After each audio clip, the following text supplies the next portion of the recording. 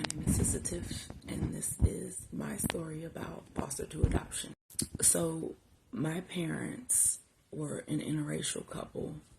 I was actually planned. Problem was that my mom was only 21 and she was already a single mother. And my bio dad had schizophrenia and bipolar disorder, and back then medication was not what it is today, and people did not know the things that they know about mental illness today. And my dad was already divorced with 4 kids. I do have a sister 2 months older than me who also went into the system, but that's not my story to tell. My dad was not mentally stable, and when he met my mom, he really tried. Like, he tried to start over and start right, and it just didn't work out for him because he went down his medicine. When I was born, he was in jail. My mom ended up leaving him when she was 6 weeks pregnant with me on Christmas Day because he beat her up and stabbed her. And she ended up having to go into the hospital and have surgery, pregnant. So she was scared to go home, but she wanted to keep me. And he wanted to keep me, and they wanted to keep me, but when she went to social services asking for help to reach out to his family, she made moves that she didn't even know that she was making. And she passed away in 2010, and she said that was the biggest mistake. She wished she would have done things different, because they lied to her from the time. They said that they would help her, and they didn't. My great-grandmother expressed interest in taking me, and they said, ma'am, you're in your 70s, you're too old to take a newborn. And she was like, well, you have to give me time to call my family in Mississippi, or contact family in North Carolina. Like, we had family all over. Somebody can take her. We have a large family. And they said, okay, well, we'll give you time.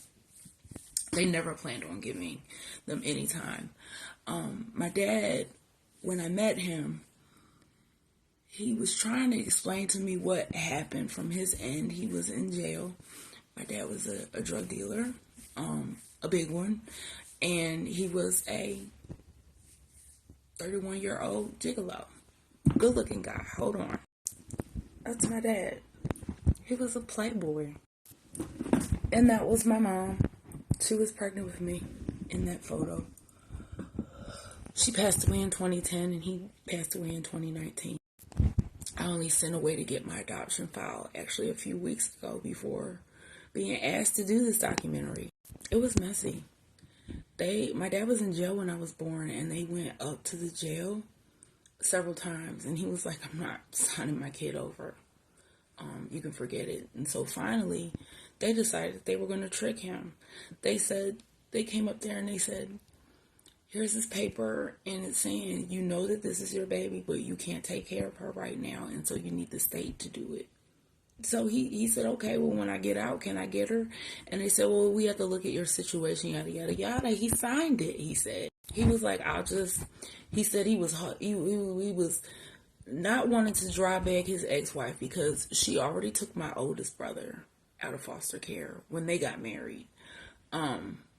She adopted him, and I have a sister 2 months older than me, but she really was supposed to be born the same month as me, and that was just my dad. Like, he said he was not a good person, and he was not medicated, and people didn't understand mental illness. But one thing that he did understand is that he didn't want to give his baby up, and my mom said she didn't want to give me up either, but her dad was racist, and he was like, I'm not taking that black baby. And her mom, who she passed away in 2011, I mean, the most amazing woman ever.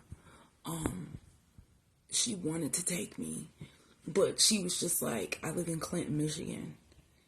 In the 80s, 70s, and 80s, she said they didn't have any people of color there at all, and that just would not have been a good place to take her. And back then, people didn't have the compassion that they did now. Like, people aren't going to up and sell their house for a kid. You get what I'm saying? So she's like, look, get on board with his family taking her, and we can stay in her lives. We'll help. We'll send stuff. when I was born, my grandma sent stuff up to the hospital, sent clothes, outfits, all that kind of stuff. My mom nursed me because Catholic Social Services said, well, you can because, you're still going to see her and stuff. So, I mean, have that bond with her.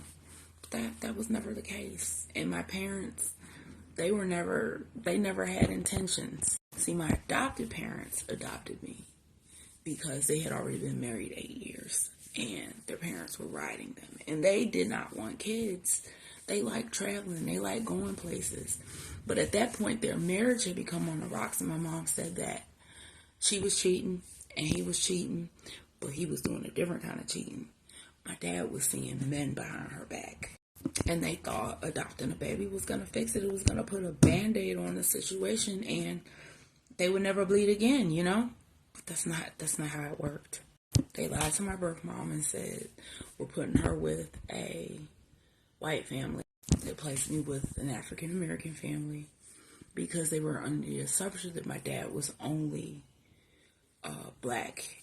And he wasn't. My dad was black, Native, Asian, and Caucasian. So genes resurface. And so, as you can see, I don't have the same appearance as a lot of other kids that are 50-50. My brothers and sisters all have blonde hair and green eyes that are mixed, except one. And when they were born, and one only has brown eyes like me. And when I was growing up, I was always out of place. Always. My parents divorced when I was almost 5. And my mom took me across the country to California. And I barely saw my dad. But my dad said he was partying. He was finally able to be who he wanted to be.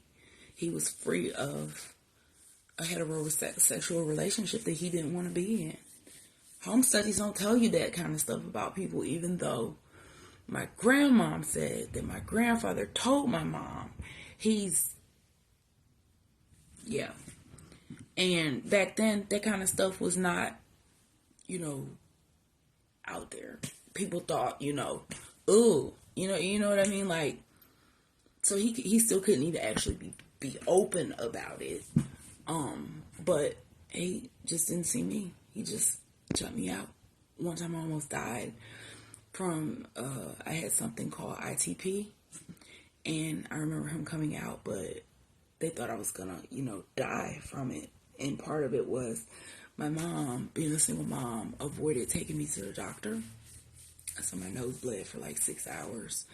And she finally said, oh, well, let me get her to the hospital.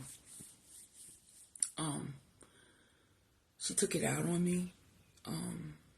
She put me in awkward situations. Male babysitters that sexually abused me. She abused me.